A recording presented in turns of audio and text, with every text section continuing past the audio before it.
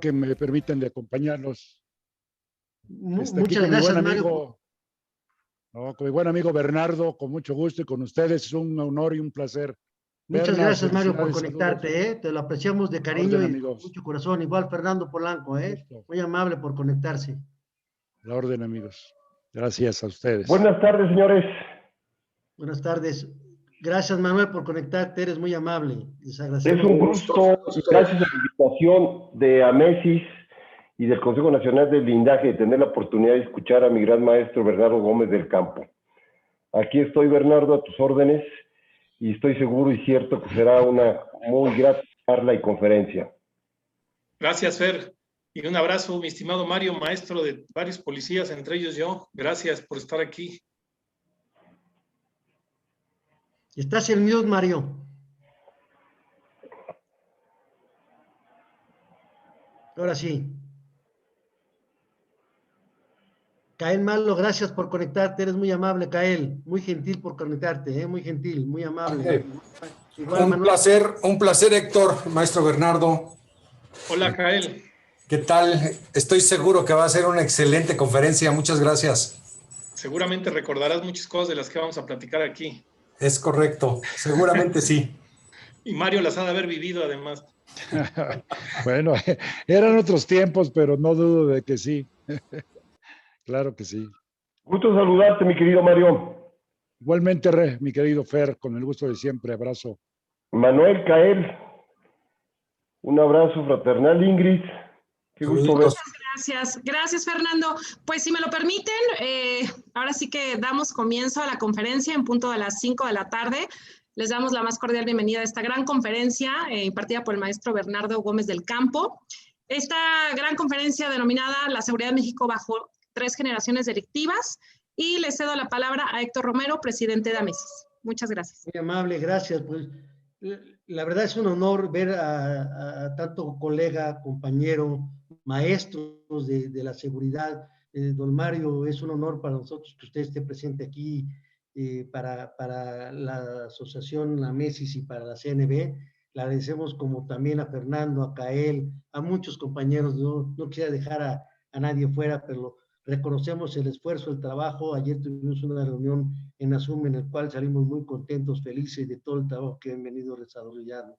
Y bueno, un plato fuerte para el día de hoy para nosotros y un honor para el Consejo Nacional de la Balística, así como también para la Asociación Mexicana de Empresas de Seguridad Privada e Industria Satelital, la MESIS, tener al maestro Bernardo Gómez del Campo, un gran maestro y una autoridad en la seguridad pública y la seguridad privada, del cual le agradecemos infinitamente que nos permita estos minutos compartir sus experiencias. Estimado maestro, le doy la palabra a nuestro presidente de CNB, estimado René, si fueras tan amable, por favor. ¿Qué tal a todos? Muy buenas tardes, que Dios los bendiga. Es para mí motivo de una gran satisfacción y orgullo poder estar aquí con ustedes y saber que el maestro Bernardo Gómez del Campo nos va a dar una plática de esas que él sabe dar, unas pláticas magistrales, donde seguramente vamos a aprender muchísimo. Así es que pues estamos muy agradecidos y muy contentos de estar aquí. Gracias, René. Pues sin más preámbulo, maestro Bernardo, entraremos en materia. Si usted me lo permite, leeré, pues su currículum es amplio, y usted me comentó que quería aprovechar el tiempo y no ser tan extenso. El maestro Bernardo Gómez del Campo es licenciado en Derecho por la Universidad Nacional Autónoma de México, maestro en Ciencias Penales y Criminalísticas en la Barra Nacional de Abogados. Actualmente cursa el doctorado en Seguridad Ciudadana en la Universidad de la Policía de la Ciudad de México y la maestría en línea Política Criminal en la Universidad de Salamanca. Con 30 años de experiencia en diferentes instituciones de seguridad en el país, es ex jefe general de la Policía de Investigaciones y ex subsecretario de Desarrollo Institucional por la Secretaría de Seguridad Ciudadana de la Ciudad de México. Estimado maestro Bernardo Gómez del Campo, sea usted bienvenido aquí a su casa con los colegas que nos acompañan, el cual agradecemos. Es usted el micrófono, estimado maestro. Gracias, Héctor. Gracias a todos. Voy a compartir la pantalla para empezar la plática.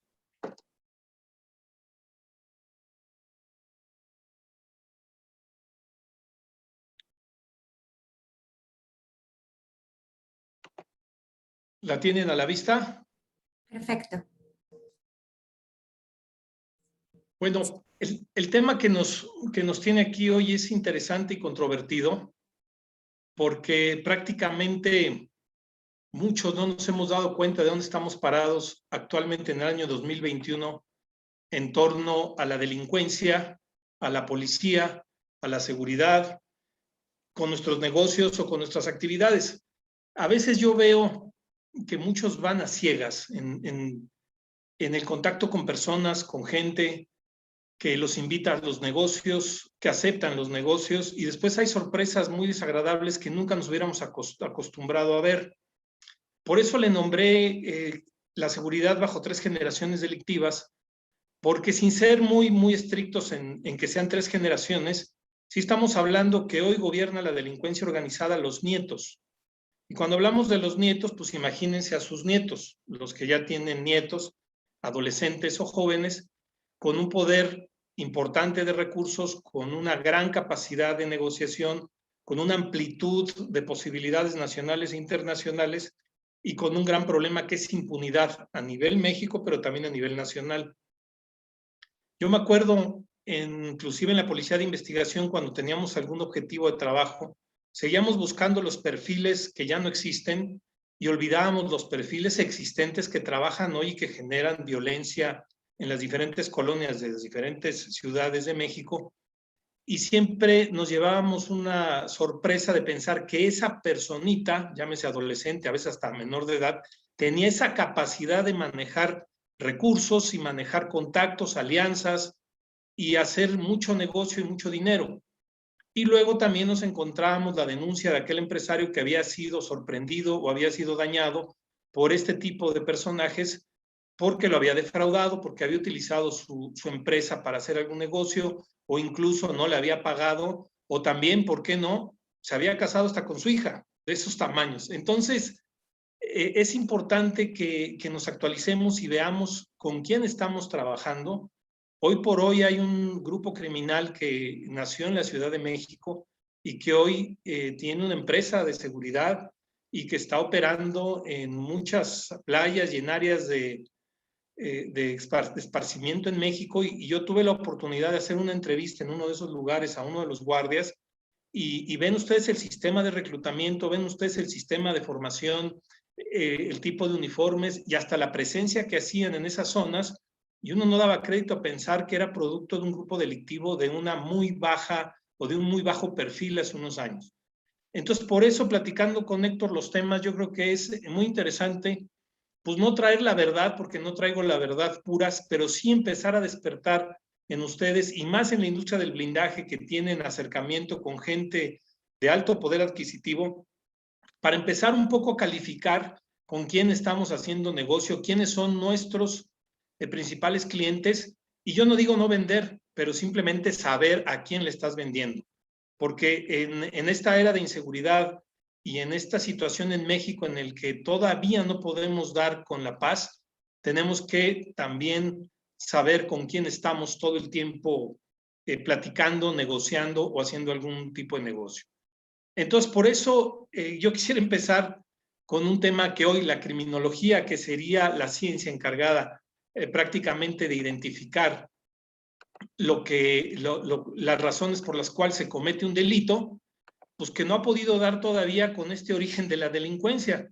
Tenemos muchas teorías criminológicas y por eso es una ciencia apasionante. Otros dicen que es disciplina, que todavía no es ciencia.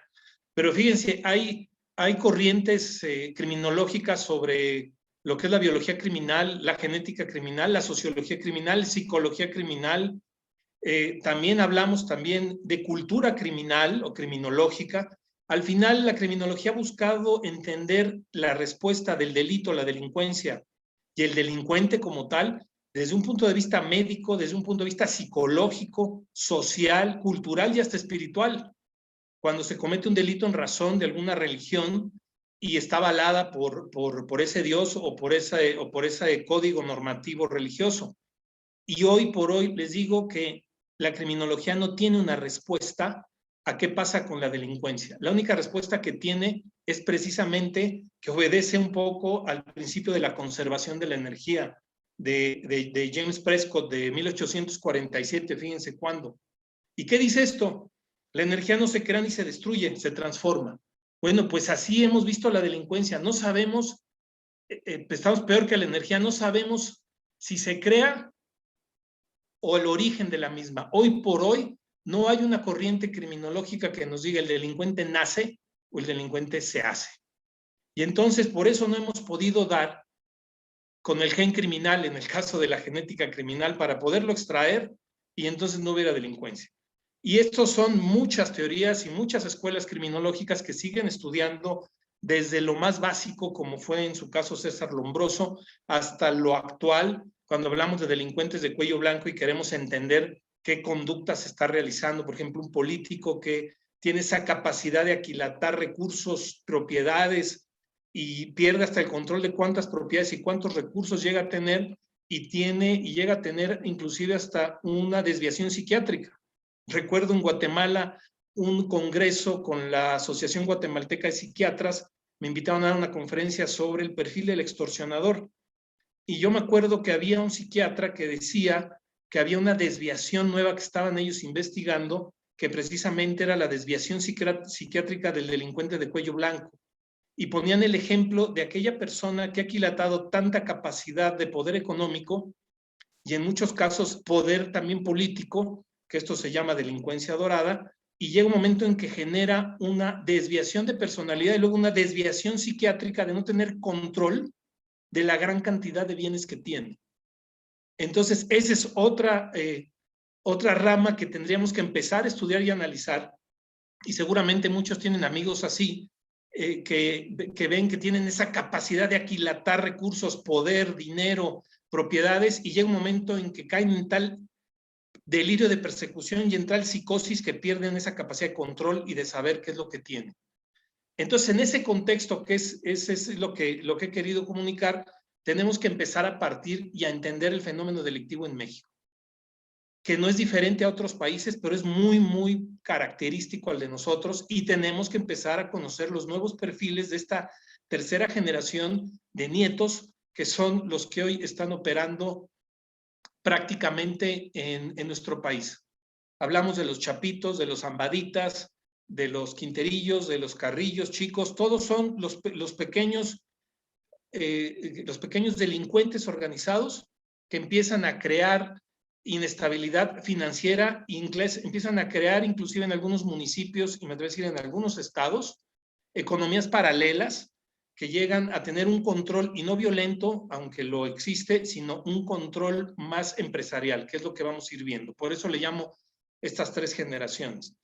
Hace unos meses que estaba viendo unos archivos, me encontré un audio, un video del hoy extinto del doctor Mireles. ¿Se acuerdan de él?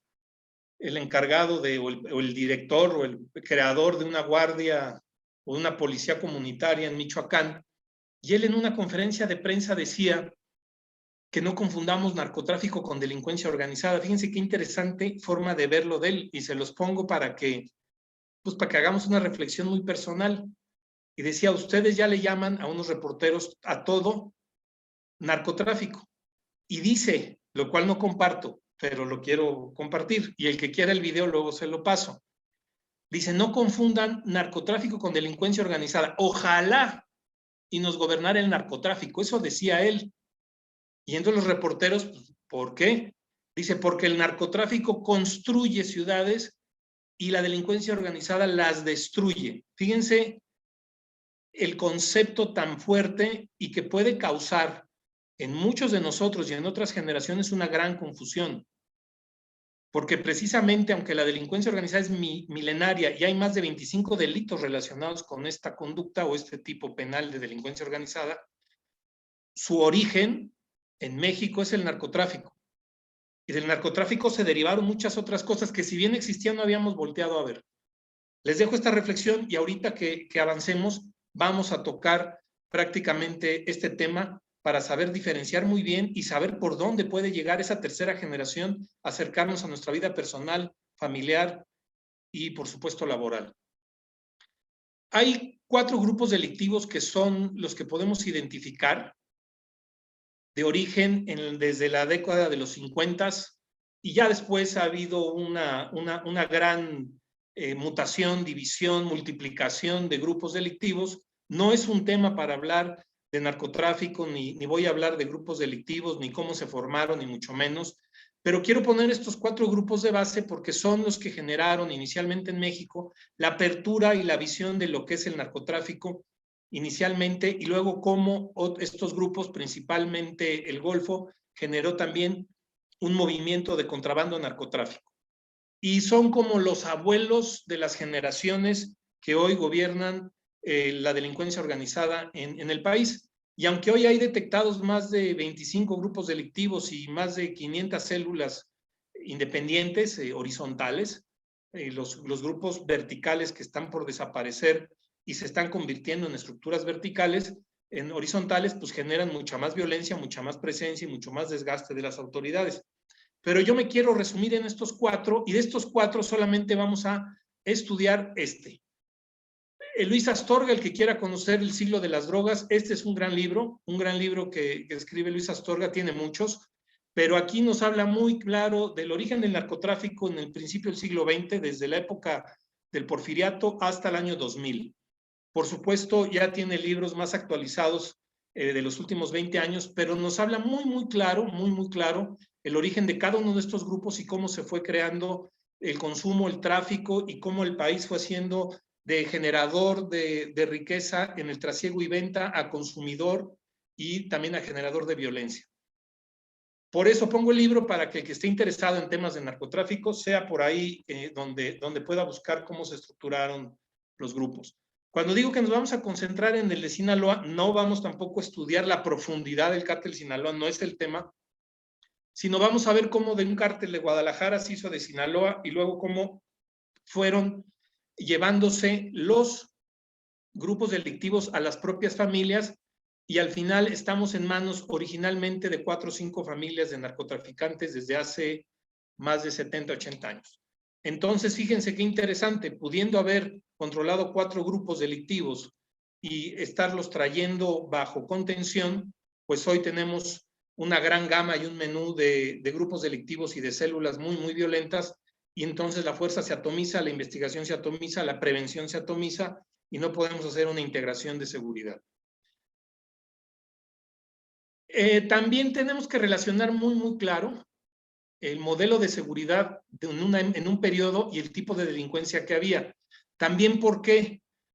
Porque como en todas las familias, el abuelo o la abuela siempre fija el criterio de trabajo y el criterio de educación y de familia. En la delincuencia es lo mismo, por eso se transforma, no desaparece.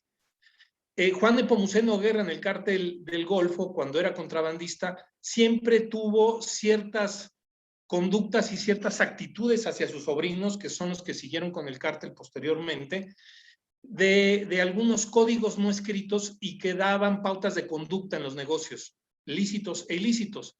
Pero también, por ejemplo, Juan Nepomuceno Guerra, que se desarrolla en este grupo, en esta época de los 40 a los 60, pues estaban en un contexto de un modelo de seguridad en un país donde estaba también en un contexto global de seguridad.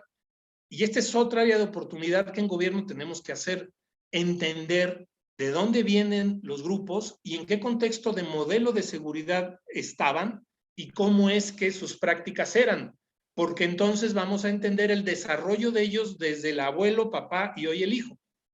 Por ejemplo, de 40 a 1960 hemos agarrado estos periodos de cada 20 años.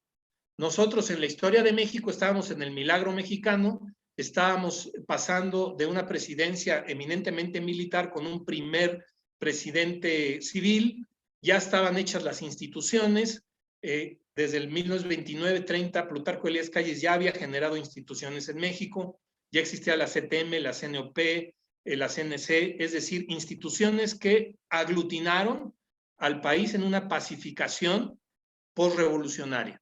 Entonces, había ya un país que le llamaron el milagro mexicano durante una década, de los 40 a los 50, porque hubo una gran inversión extranjera, hubo un control interesante del tipo de cambio y empezamos a vislumbrarnos como una potencia en los siguientes 30 años, que no llegó a ser, pero que generó ese impacto dentro del país. Si ustedes estudian o revisan un poco la década de los 40 a los altos 50 o a los 60, van a ver que la mayor parte de la cultura en México era exportable. De ahí viene la época de oro del cine mexicano, los grandes artistas, los grandes cantores, los grandes, la gran cultura y el arte, la pintura, muchas cosas.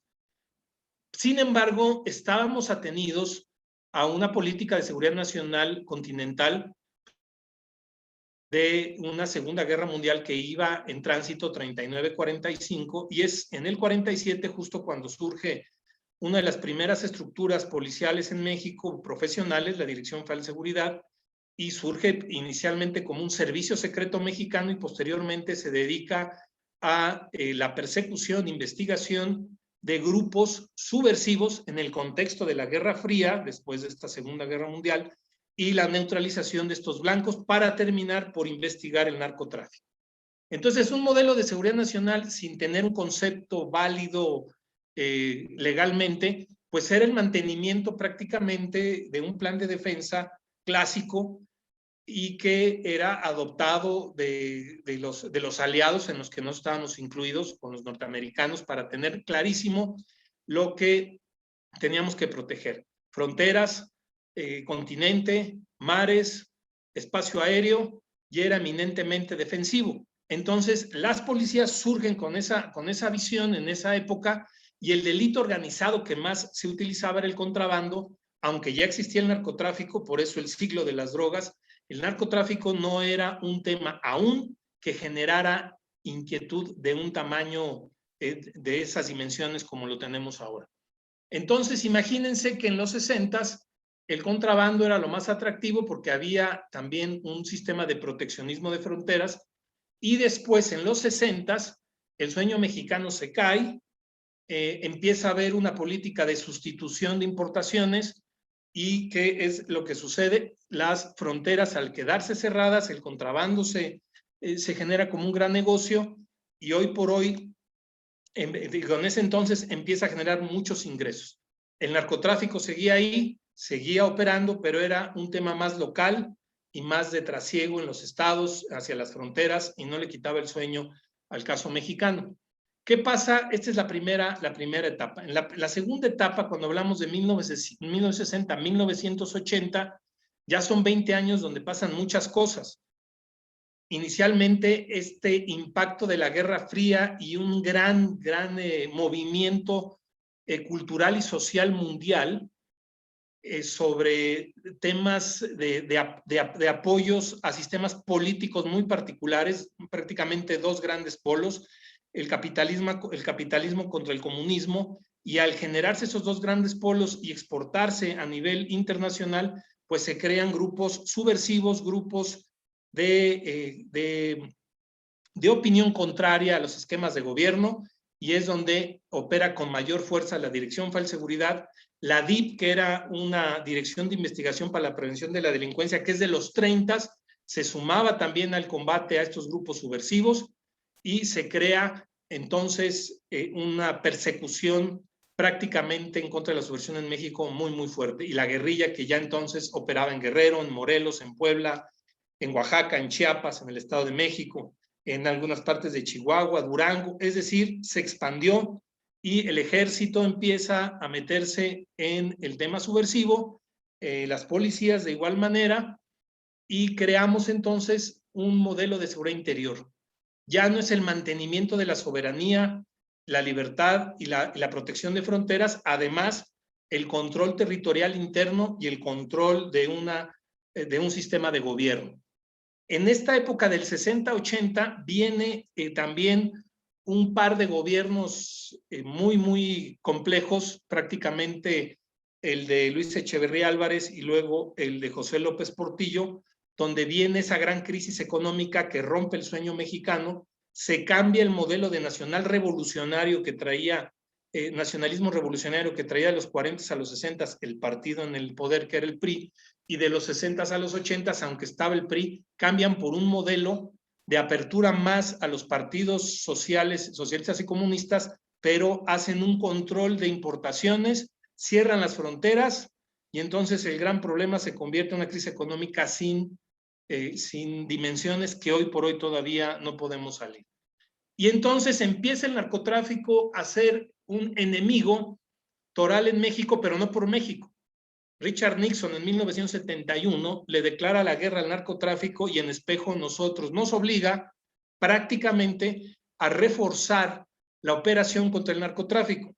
Y es cuando surge la primera operación, la Operación Cóndor, de un despliegue masivo de soldados, sobre todo en las sierras madres, para detectar amapola, marihuana y hacer todo ese trasiego de drogas. Viene la destrucción manual, luego la destrucción aérea de estas drogas, y nos metemos de lleno en el narcotráfico desde 1971.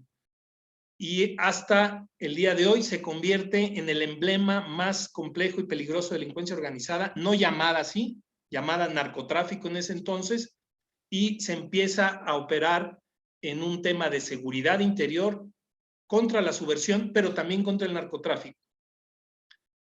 En esta época pasamos al 80-2000, aquí entra de presidente Miguel de la Madrid y hace la primera apertura económica. Se rompe el GATT, y el GATT es el primer grupo, el primer acuerdo económico que es una apertura de aranceles, y el poco contrabando que quedaba contenido se abre a narcotráfico.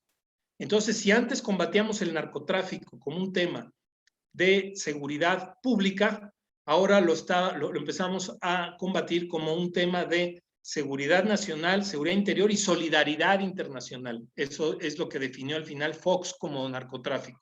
Lo teníamos que combatir prácticamente por un tema de seguridad nacional, un tema de solidaridad internacional, y después lo consideró seguridad por un tema de salud pública.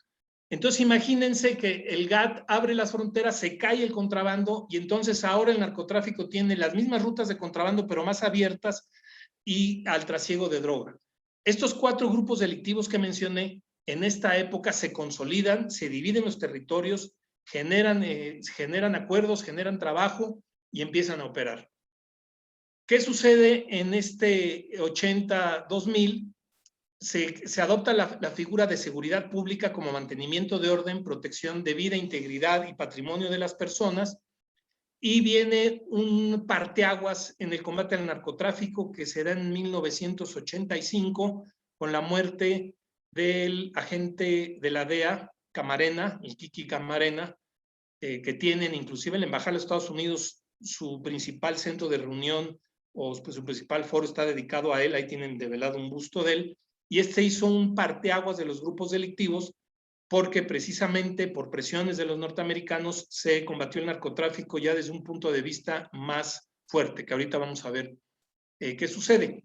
Y en el 2000, precisamente, se crea un convenio, el Convenio de Palermo, y se ve que la delincuencia organizada en manos del narcotráfico tiene ya un tema transnacional, y se crea en el 2000 la Convención de Palermo, donde todos los países firmantes, más de 150, deciden conceptualizar, generar un proyecto de ley y armonizar la reglamentación y la norma en razón de la ley de delincuencia organizada.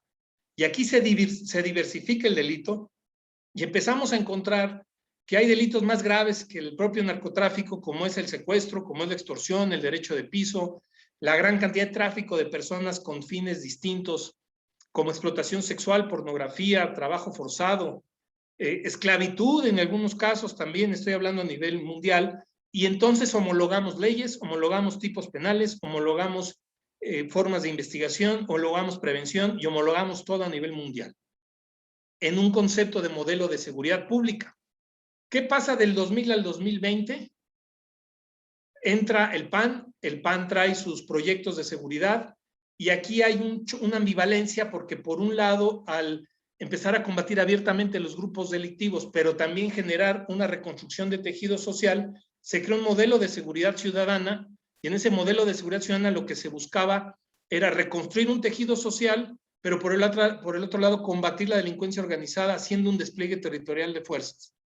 Esto nunca se pudo combatir, nunca se pudo comunicar la reconstrucción del tejido con el combate, y es lo que hoy estamos viviendo. Esto aprovechó esta tercera generación, que es la que está operando desde el año 2000, para empezar a diversificar sus conductas, no solamente en narcotráfico, a empezar a ubicar formas de operar el recurso de procedencia ilícita, el lavado de dinero, y empezar a crear empresas sólidas, legales, para poder crear un emporio alterno a las empresas legalmente constituidas. Y aquí es donde empezamos a distraernos en estos últimos tiempos de lo que puede venir si no ponemos atención en los grupos de delincuencia organizada de esta generación. Este cuadro entonces es muy esquemático, cada periodo habría que estudiarlo desde el punto de vista económico, político y social para ver el modelo que se ocupó de seguridad y el tipo de delincuencia que teníamos.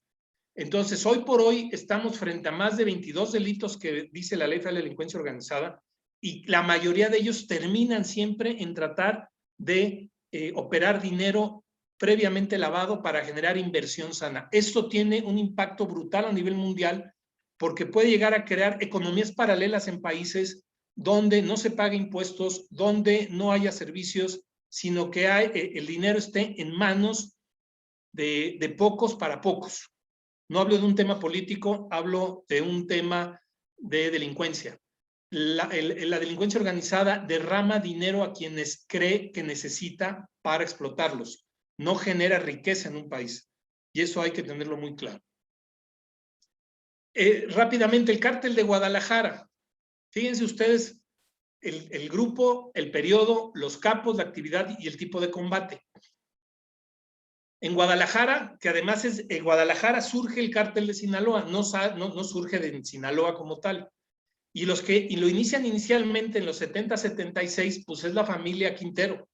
Lamberto Quintero, el abuelo, junto con Ismael el Mayo Zambada, que todos ubican perfectamente, que es el que ha permanecido prácticamente impune más de 40 o 50 años, y hacían un cultivo de droga municipal y estatal. Es decir, estamos hablando de una generación de narcotraficantes rurales.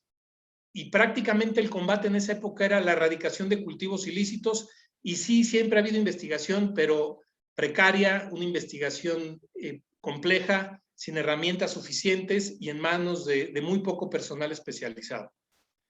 Luego del 80 al 85, precisamente el sobrino de Lamberto Quintero, Rafael Caro, es el que se hace cargo de este cártel de Guadalajara. Ya vemos que, aunque es una persona que sigue siendo rural e ignorante, porque él no ha tenido estudios ni conocimientos, ya pasa un segundo término a hacer cosecha, trasiego, venta estatal, y por supuesto empiezan ya las pequeñas exportaciones de droga y los inicios de los contactos. Él empezó con Colombia, por ejemplo, con la cocaína, y con otros países que pudieran traer lo que México no procesaba. Sigue la erradicación, empiezan los puntos de intercepción, ya le interesa al país encontrar cuáles son las rutas de distribución, y entonces hay puntos de intercepción marítima, puntos de intercepción terrestre, aunque el mar todavía no se utilizaba tanto, y el aire prácticamente era inutilizable aún. Y también con un poco de investigación más especializada. Aquí precisamente es cuando viene ese punto de partida con Rafael Caro Quintero, Miguel Ángel Félix, y también con Félix Gallardo en el tema de Kiki Camarena. Hay un libro bien interesante que lo tienen que conseguir en Amazon, porque además no está en México, que se llama Desperados, de Sidney Sheldon, y ella escribe precisamente sobre la historia de los norteamericanos en razón del caso de Camarena Salazar. Hay muchos libros, pero es interesante oír la versión del norteamericano y también la versión mexicana.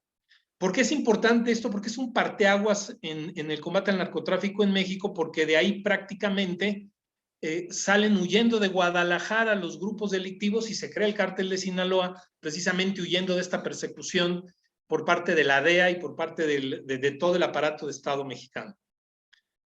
Entonces, en el 80-89 está Miguel Ángel Félix Gallardo, que además es padrino de Rafael Caro Quintero, se dedica él ya a la exportación de droga, y el gobierno sigue erradicando, interceptando y con investigación también de muy bajo nivel.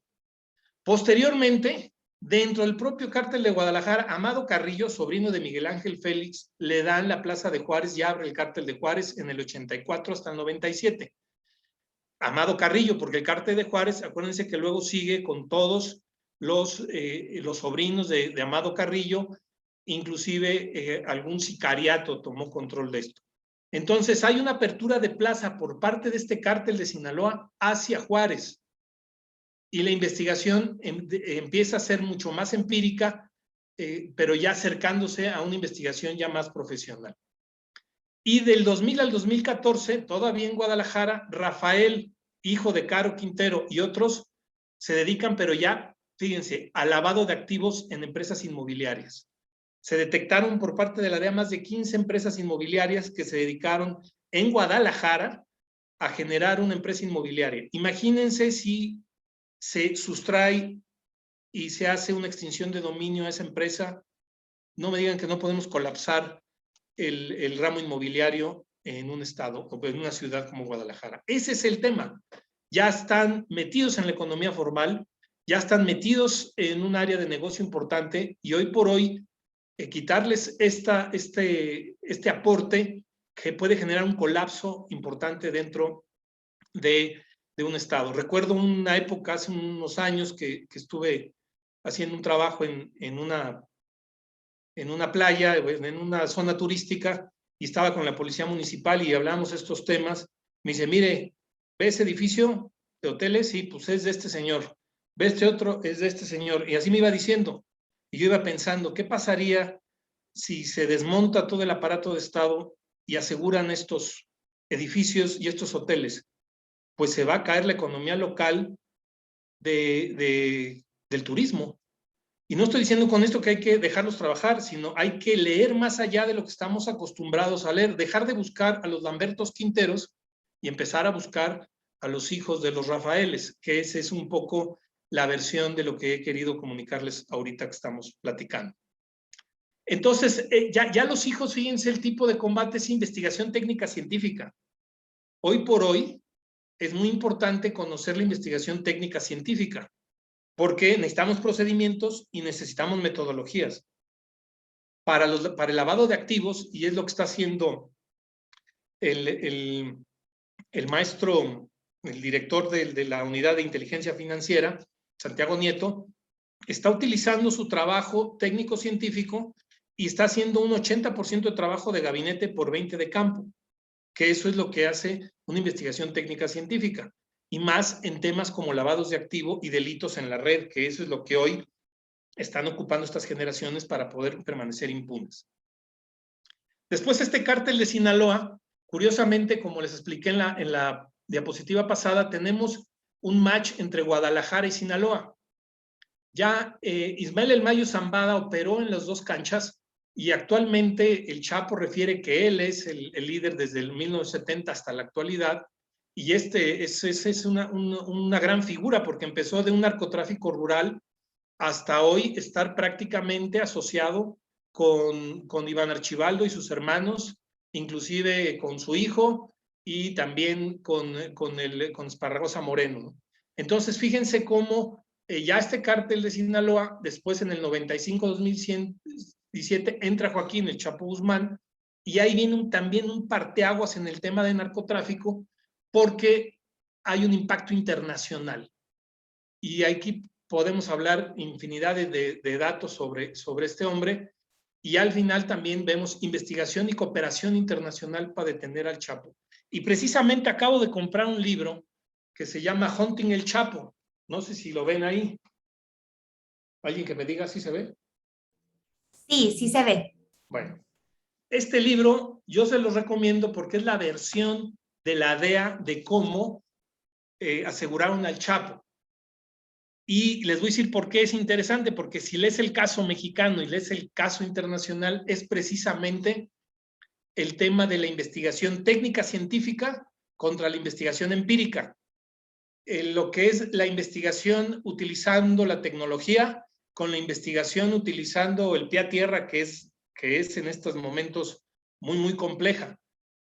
Los dos agentes de la DEA que refieren este libro y lo escribieron, hablan el minuto a minuto en lo que es la ubicación de los 5 grupos, de los 5 zonas de confort del Chapo y sus 7 áreas de contacto, le llaman ellos espejo, en el que podía él comunicarse para evadir la justicia. y prácticamente el trabajo de gabinete fue estarle dando y mapeando y georreferenciando los movimientos de su gente que lo llevaran al Chapo para poderlo aprender. Entonces, fíjense, cooperación internacional, precisamente con una policía técnica científica, para poder estar a la altura de esta generación que hoy por hoy la manejan los hijos de Joaquín El Chapo Guzmán y que prácticamente no tenemos ni un par de años que pudimos o que se pudo agarrar a este narcotraficante. Entonces, de esta manera, y con estos desbozo, que insisto, no es el tema profundizar en el narcotráfico, sino quise ponerles como en dos cárteles, nada más en el cártel de Sinaloa, cómo todo queda en familia.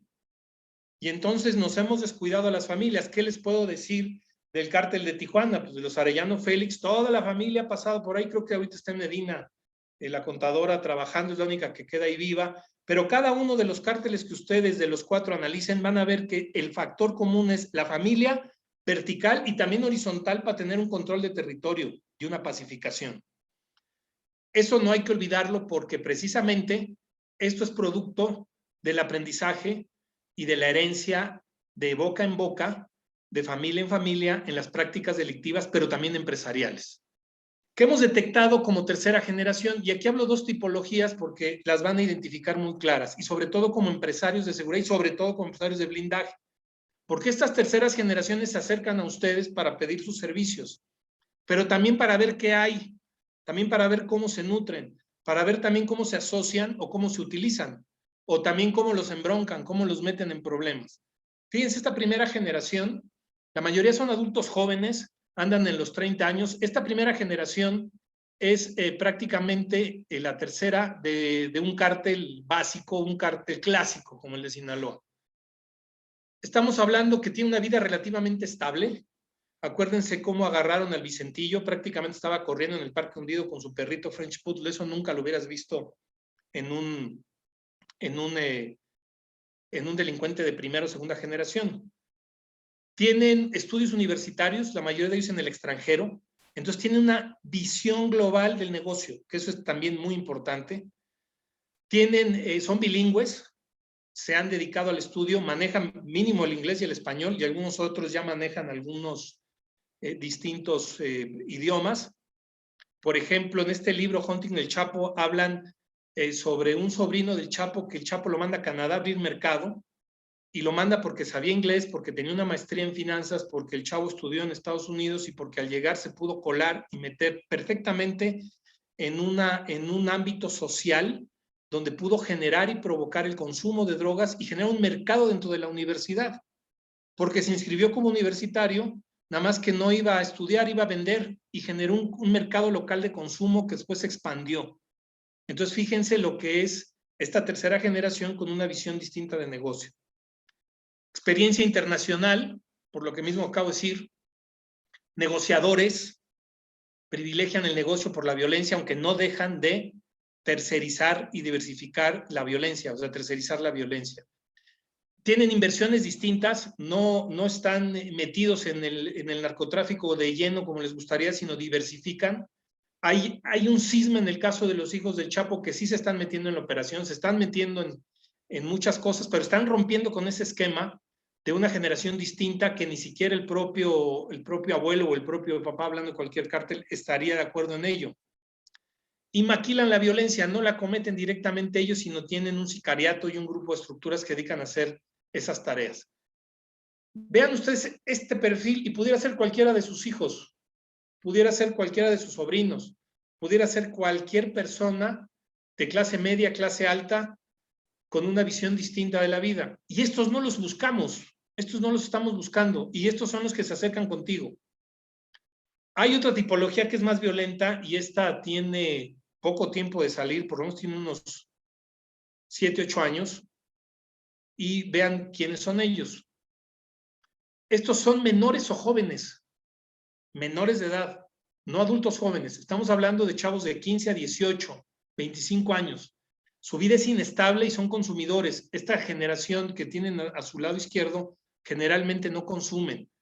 Estos tienen vida inestable y son consumidores. No tienen estudios o son truncos. Por supuesto, no tienen idiomas y son locales.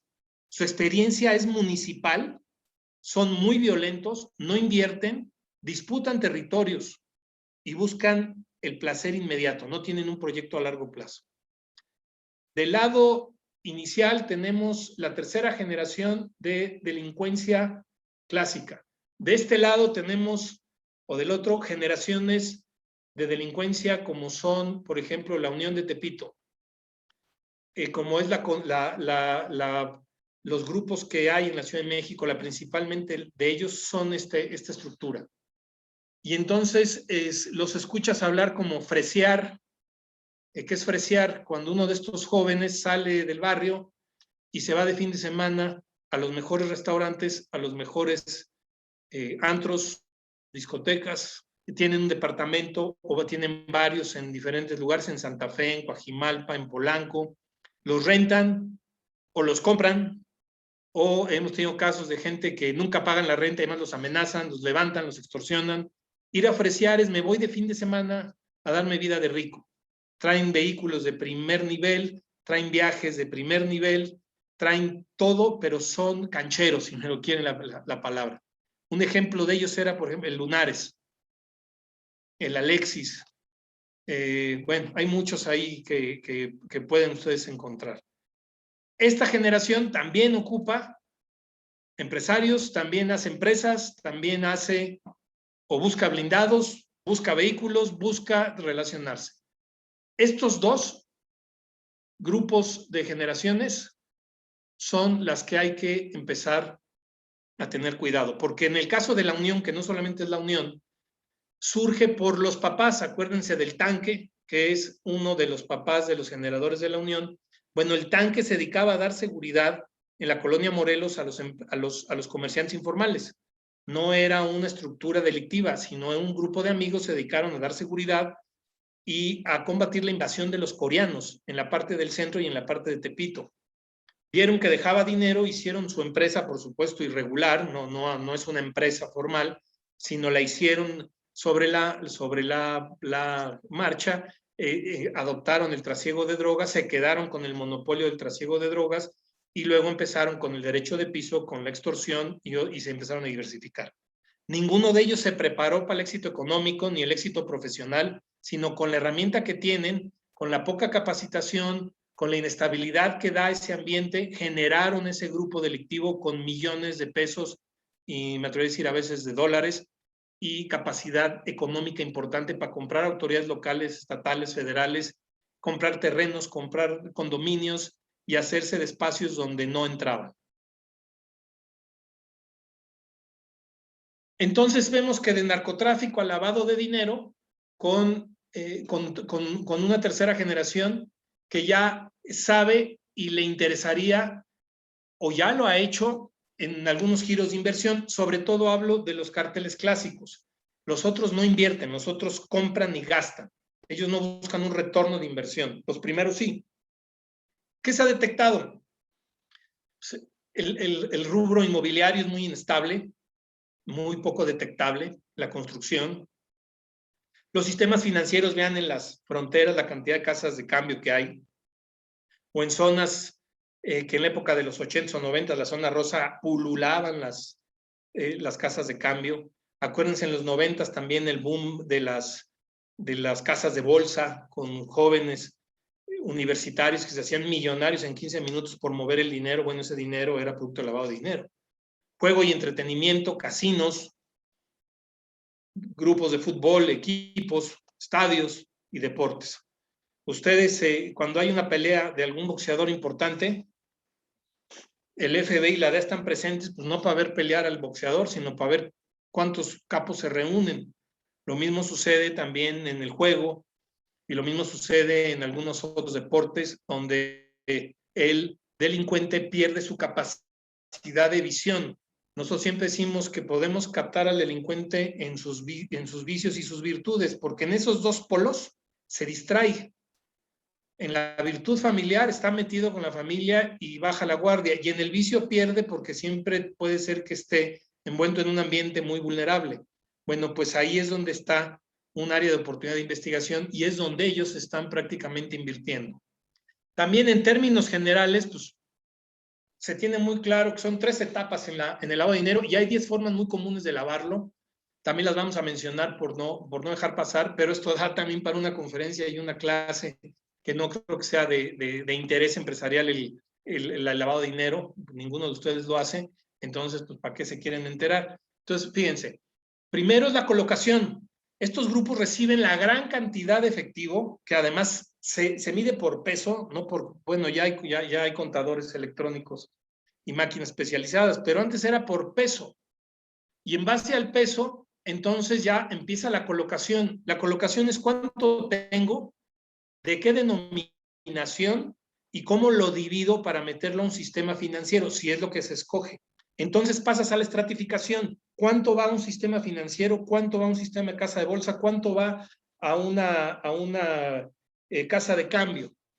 Y entonces ahí, al entrar al sistema financiero ya con alguna función, para eso se requieren corredores financieros, abogados corporativos, contadores, estrategas fiscales, y entonces se integra un sistema legal.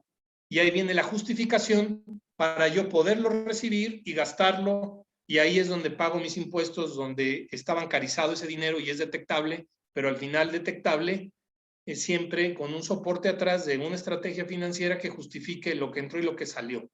Entonces son prácticamente en esas 3 etapas donde se identifica no las 10 formas más comunes, sino prácticamente las cientos de estilos de lavado de dinero que un día están los delincuentes viendo cómo operar.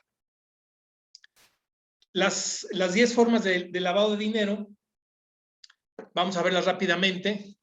Pues la básica que viene desde la primera generación pues son las remesas, la gran cantidad de efectivo que mandan nuestros paisanos. Pues bueno, no necesariamente son los paisanos, sino entonces juego a que mando una gran remesa de alguna parte de un país a otra bajo el argumento de dinero efectivo, producto del trabajo informal o el trabajo rural. Pagos en efectivo es una forma de no usar tarjetas, pagar todo en efectivo.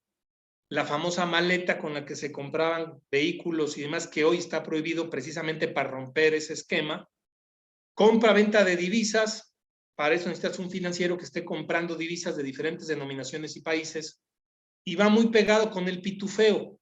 El pitufeo es dividir un gran monto en muchas personas. Entonces, $1,000,000 yo puedo dividirlo en 100 personas y esas 100 personas tienen nombre propio, tienen personalidad jurídica, tienen su tarjeta de crédito, tienen su ingreso y les doy a ellos este $1,000,000 distribuido y ellos manejan como si fueran asalariados, empleados y continuamente están metiendo y sacando dinero, haciendo transacciones financieras, pero dentro del límite que los bancos y que el sistema fiscal permite. Es pitufeo porque rompes la gran cantidad de dinero en pequeñas porciones y en un sistema de diferentes bancos. Entonces tendrías que darle como investigador seguimiento a estas 10 personas y que esas 10 personas te lleven a la liquidez del $1,000,000 y el origen del $1,000,000. Las empresas pantalla, que todos ustedes saben lo que existe, empresas nunca existentes, en papel nada más, fuera inclusive de los países. También tenemos remesa, bancos, cajeros, que esa es una forma también de darle continuidad al punto 1, recibo el efectivo, divido en diferentes bancos y lo extraigo por cajeros. Cambistas fronterizos, también es muy claro. Comercialización de oro, tenemos el clásico Tejupilco, no sé si alguien ha ido a Tejupilco, al Estado de México, y van a ver cantidad de oro, pues es una manera de comprar en efectivo y luego vender el oro. Y el oro pues está prácticamente cotizado a nivel mundial y es un tema poco controlado. Reenvío a diferentes beneficiarios, aquí es donde entran las organizaciones no gubernamentales, las asociaciones civiles, las fundaciones, que ya son sujetos de verificación, de investigación fiscal, y la compra de deuda con el factoraje. Esas son las 10 formas más usuales. Pero pues habría que preguntarle a la Unidad de Inteligencia Financiera cuántas tienes detectadas, y yo les apuesto que diario hay una nueva que llama la atención. Bajando ya un poco el final, porque tenemos una hora para platicar, bajando un poco el final, lo que he querido es que vean esta tercera generación, cómo viene, cuál es su perfil, ¿Qué es lo que están buscando hacer precisamente para que entonces se relacione con nuestra actividad? Y entonces hay que identificarlos quiénes son para que no digas, ah, mira, este trae ganas de hacer algún negocio y listo. No, pero como hombres y mujeres de seguridad debemos siempre tener una información elevada a un nivel de certeza, es decir, inteligencia preventiva. Debemos saber qué cliente es el que nos conviene, cómo nos conviene y cómo nos blindamos de él. ¿Cómo puedes identificar a estas terceras generaciones? Siempre digo que hasta entre perros hay razas, y eso todos lo sabemos. Tú puedes identificar, y ahí sí te ves un poco lombrosiano, el tipo de persona en muchas actitudes y conductas. Por ejemplo, es bien fácil identificar a alguien del Cártel de la Unión que a alguien del Cártel de Sinaloa, ambos de 30 años, ambos con dinero, ambos con Ferrari y ambos con todo. Entonces, siempre hay que identificar el perfil social y cultural de una persona. Y no quiero hacer un estigma en estigmatizar que aquel que no habla bien es delincuente, por entonces le digo que aparecería yo lombroso. No, no es así. Pero algo hay así, ¿eh? Así 3 puntos suspensivos. Uno es lo que parece y parece lo que es. Y en eso radica precisamente la identificación de un perfil. Otra, el dinero, el amor y lo imbécil es bien difícil también esconderlo. Estos son los 3 temas en los que siempre nos descubre alguien. El que nunca tuvo y tiene es capaz de demostrarlo porque ha generado tal inseguridad que tiene que plasmar su propia personalidad segura en despilfarrar dinero. Lo vemos muy, muy seguido en el ámbito de los antros, de las discotecas y otras cosas. El amor también es lógico, y lo tarugo y lo imbécil. Y aquí pongo un ejemplo.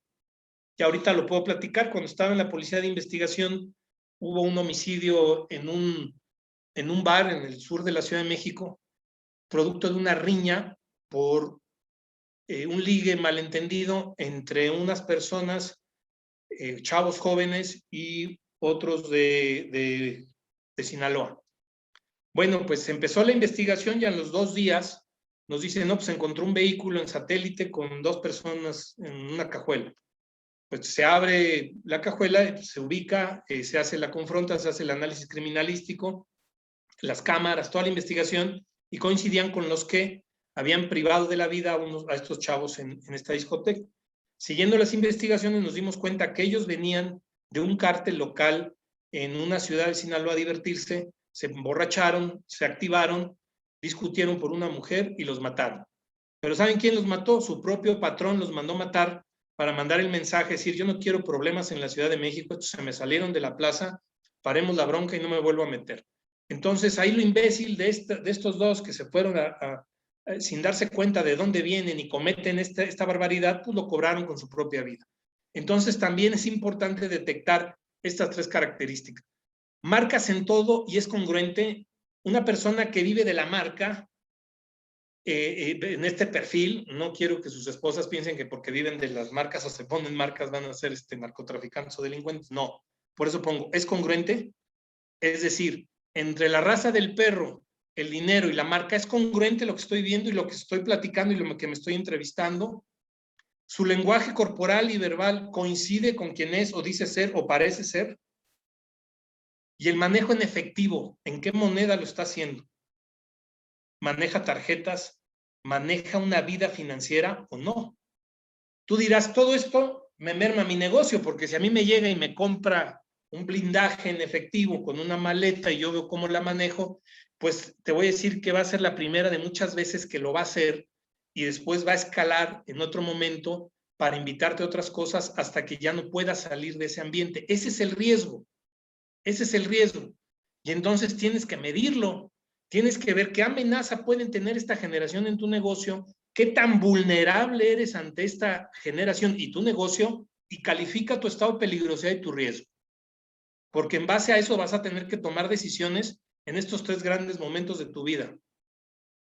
Yo creo que a ninguno le gustaría que algún narcotraficante de tercera generación o delincuente organizado, para hablar en general, pues se meta en tu familia y que se ligue a tu hija y que tu hija se enamore de este hombre y después estés en un callejón sin salida. o que tú estés sujeto a una extorsión porque alguna vez recibiste efectivo, entraste a un negocio que se te hizo fácil, bien remunerado, y tu retorno de inversión pues puede ser, olvídate la parte legal, la parte de la vida, de la integridad. O que en tu negocio tengas a alguien metido como excelente vendedor y te acerque personas de dudosa procedencia. Es bien fácil caer en estos esquemas porque estamos ante este riesgo y no estamos detectándolos, y esto es lo que ha creado que hoy encontremos en diferentes puntos y lugares personas que nunca veíamos y que no tienen 2 años ahí, tienen mucho tiempo y tienen generando mucho negocio junto con las clases trabajadoras, clases medias y altas de nuestro país. Yo les agradezco mucho, estoy cumpliendo la hora que me pidieron y ahora estoy, si ustedes no ordenan otra cosa a los organizadores, a una charla, a un intercambio de experiencias. Muchas gracias, maestro, como siempre, un honor siempre escucharlo, aprenderle y ver conceptos que, como lo platicamos cuando se preparó esta reunión, estas 3 generaciones. Interesante, maestro. Si fuera tan amable, Ingrid, de pasar a las preguntas, por favor, se lo voy a agradecer muchísimo. Muchas gracias, Héctor. Muchas gracias, maestro Bernardo. Tenemos algunas preguntas, las cuales, bueno, se las voy a realizar. Y nos comentan, los candidatos que ganaron elecciones de gobernador, en las pasadas elecciones se menciona que ganan por apoyos de los grupos del narco. ¿Qué tan cierto es? Pues puede ser. Tenemos historias patéticas, no nomás ahorita, sino de mucho tiempo atrás, y prácticamente tenemos municipios que han sido tomados por delincuencia organizada desde hace mucho tiempo, que son los que ganan las licitaciones, los que ponen al director de seguridad, los que prácticamente hacen todo. Digo pueden ser porque yo no puedo asegurar algo que no me consta, que no he investigado y que no es mi trabajo actualmente hacerlo, pero sí puede ser por lo que hemos visto históricamente hecho, pero que no obedece a un partido, obedece a una estructura cultural y social mexicana, que eso es lo más grave. Si fuera un partido, bueno, pues se va, y entonces bienvenida a la nueva vida, pero no. En todas las épocas de todos los partidos conocidos siempre ha habido un contacto y una relación delincuencia-gobierno para muchas cosas. Por eso me llamó la atención cuando escuché ese video del doctor Mireles, porque él dice que bienvenido al narcotráfico. ¿Qué significa? Que él sabe, le consta, que el narcotráfico ha estado en muchos municipios durante mucho tiempo. Muchas gracias, maestro Bernardo. Hablando del tema cultural, también preguntan, ¿ser narcotraficante es más ya estilo de vida o ya es un tema cultural por ser México? Yo creo que ya es un tema aspiracional de muchas generaciones, porque estamos ante un proyecto de vida que es una trampa, por supuesto, pero que todo mundo aspiraría, que es llegar al éxito medido por dinero y por poder con el menor esfuerzo posible. Y nosotros nos hemos dedicado como sociedad también a enaltecerlos. Hasta muchas veces nos da gusto cuando gana el delincuente por encima del policía. Vemos más las series dedicadas al narcotráfico que de hecho no las hay en el tema de donde gana la cultura y gana la ley. Pero también yo no creo que el que no existan esas series signifique que no hay que ver las series, no hay que oír los corridos. No, hay que poner las cosas en su justa dimensión. Lo que hay que hacer es educar a nuestros hijos para que entiendan lo que es droga, lo que es delincuencia organizada, y entonces podrán ver todas las películas que quieran y oír todos los corridos que sean. Yo soy amante del ejército mexicano. De niño jugaba a los soldados y tenía y todavía tengo colección de soldados y no me hice un violento guerrero sicario. Y lo mismo en la policía. Y me gusta mucho la acción, la reacción policial, pero tampoco me hice un violento. Entonces, no hay que asustarnos de los corridos, que además son muy bonitos, a mí me gustan, ni de las películas. Lo que hay que hacer es educar para saber discernir y saber dividir. Entonces, la cultura hay que conocerla, hay que saber lo bueno, lo malo, no hay que escondernos de nada, simplemente hay que saberlo procesar. Esa es una opinión muy personal, porque luego dicen, prohibamos los corridos, prohibamos las películas. Entre más lo prohíbes, más atractivo va a ser las películas y los corridos. Lo que tenemos que hacer es enseñar qué es, y ya. y empezar no a enaltecer como personas al delincuente, sino más bien enaltecer como personas a la gran cultura de legalidad, que ese es el gran tema en el país. Correcto, muchas gracias, maestro. Otra pregunta que nos hacen es, ¿cómo identifica el gasto que hacen los familiares de políticos que ahora tienen otra vida, pero que están interrelacionados con política e influencia del narco? No, pues eso lo tienen que identificar las unidades de inteligencia financiera y eso va a salir tarde o temprano, porque empieza a surgir y a resurgir el exceso, y este exceso tarde o temprano se pone en la mesa.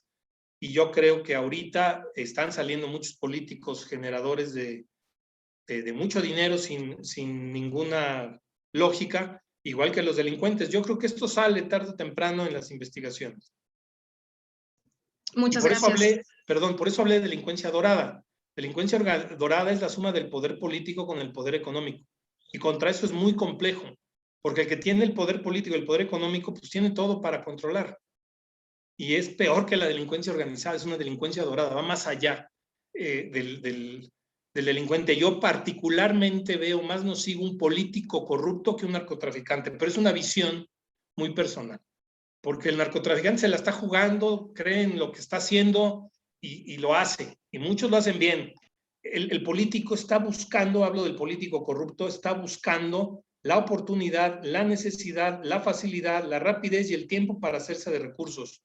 Y además combatir la corrupción, según él, y combatir el narcotráfico. Entonces está peor, pero es una visión muy particular. Muchas gracias. Otra pregunta que le hacen es, ¿considera que se ha fortalecido el sistema de inteligencia en las instituciones policíacas? En la unidad de inteligencia financiera sí. En la antigua y extinta Policía Federal se tenían las herramientas, pero estaban subutilizadas. Y creo que es una gran tarea, tenemos que construirla. El CISEN, antiguo CISEN, tenía también su buena dotación de tecnología, pero creo que es un pendiente. Hay un área de oportunidad ahí. Muchas gracias. Otra pregunta que nos hacen, maestro, es, ¿con la pandemia qué tanto cambió el giro de los narcos al secuestro, extorsión o viceversa? El cambio fue por un tema eminentemente económico. Ningún narcotraficante y creo que ningún delincuente está buscando, y voy a ser muy aventurado en decir esto, hacer daño, está buscando hacer dinero. Y hace poco yo pregunté en un foro, ¿qué prefieres, narcotráfico o secuestro? Y todo el mundo me dijo narcotráfico 2000 veces. Porque el secuestro es un delito trascendental. Los delitos trascendentales son los que afectan la vida, la integridad personal y familiar. Es decir, un delito trascendental es el que te cambia la vida para siempre. Homicidio, a la familia hablo y por supuesto a ti. Homicidio, secuestro, derecho de piso, que te rompe un esquema en todos los sentidos.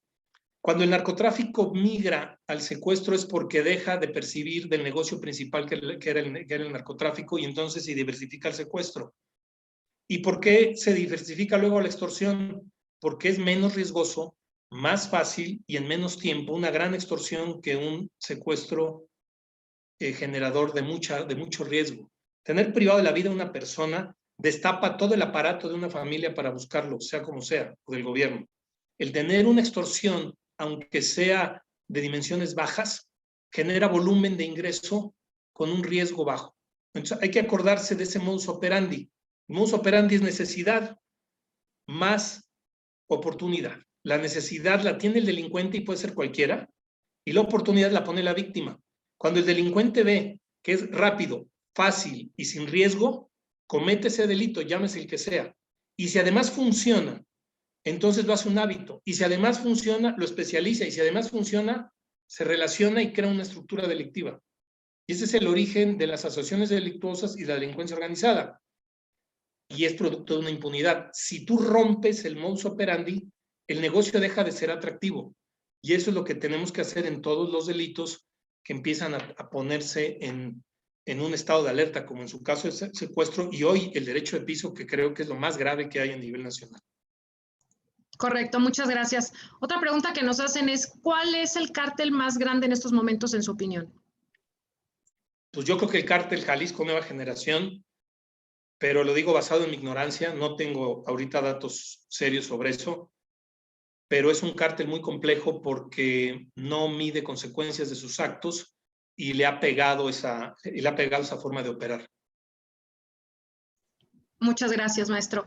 Otra pregunta que nos hacen es, ¿qué recomendación da a las empresas de seguridad privada si se acerca a ellos el crimen organizado o las personas que se encargan de lavado de dinero para solicitar negociar algún producto o servicio?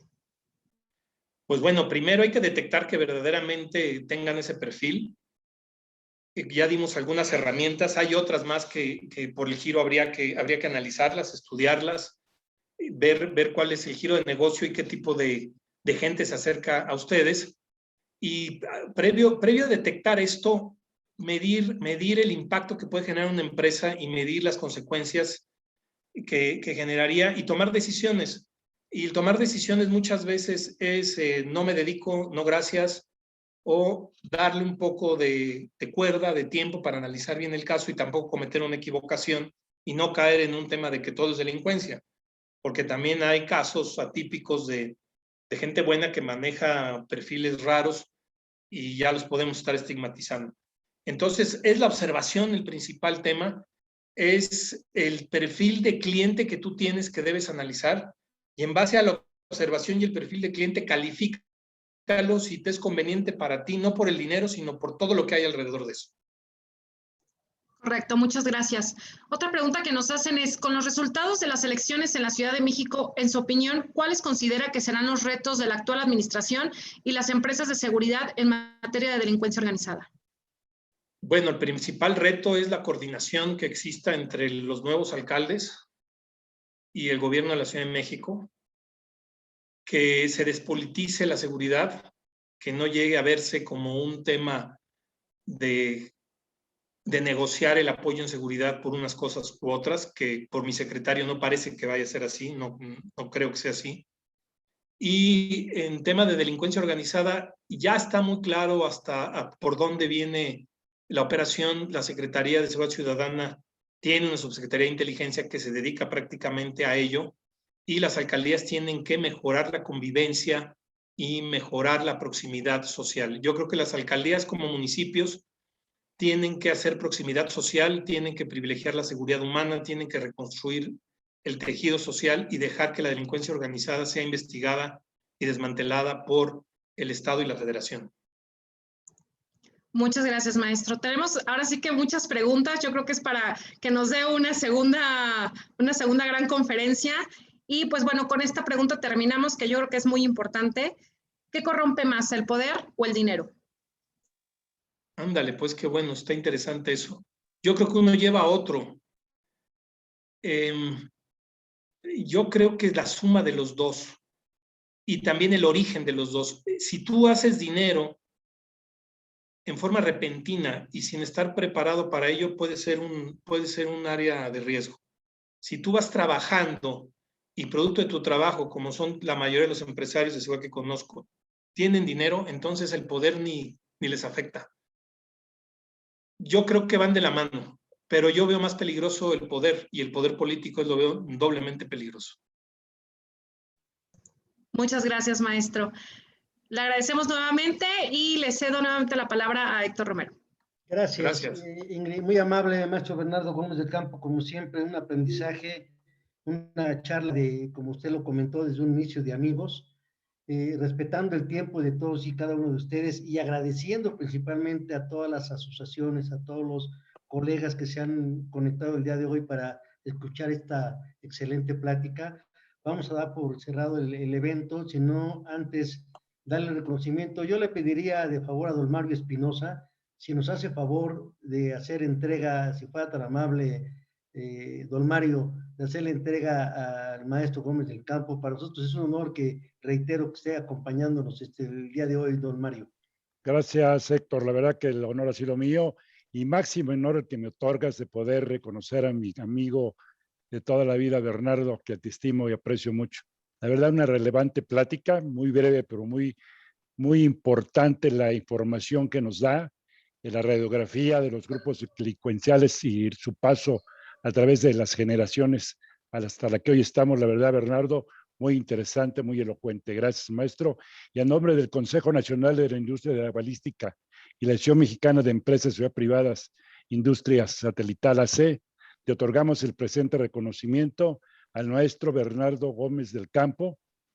Es que no alcanzo a ver, porque me tapan los letreros, a ver, por su participación como conferencista en la Ciudad de México bajo 3 generaciones delictivas. 23 de junio del 2021, la firman René Fausto Rivera Arosqueta, presidente de la Comisión Ejecutiva del Consejo Nacional de Blindaje, y licenciado Héctor Romero, presidente de Amesis. Con mucho gusto te otorgo este reconocimiento, amigo, y con mi aprecio de paso. Gracias, Mario.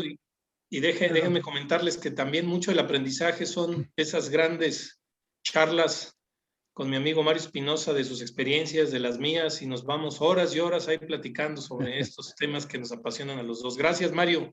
Gracias. No, al contrario, maestro, gracias a ti. Fue un placer volverte a escuchar, con gusto. Aquí lo veremos tras un Macallan un día, seguiremos platicando cosas interesantes. Gracias, amigo. Es correcto. Sí. Abrazo, amigo. Gracias a ti.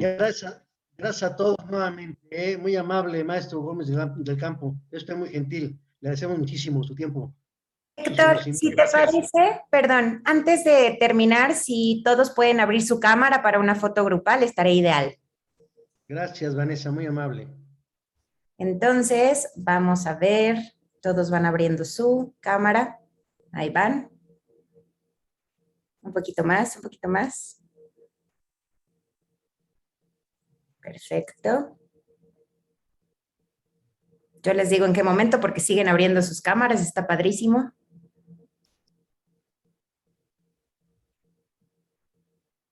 Ok, listo. Voy a tomar la foto. A la de 3, por favor, sonrían. 1, 2, 3. Va una más, porque siguen abriendo sus cámaras. 1, 2, 3. Listo. Gracias, Vane. Gracias, Vanessa, muy amable. Gracias a todos. Que Dios acompañe. Gracias. Maestro, sabemos si tenemos un compromiso con usted. Es usted muy amable, maestro Gómez del Campo. Un abrazo. Y el que quiera la presentación, ahí está mi correo y sin problemas. Gracias. Saludos. Hasta luego. Buena tarde, gracias. Saludos. Muchas gracias. Y bueno, esta conferencia también estará en las redes sociales, tanto de Amesis como del CNB. Muchas gracias.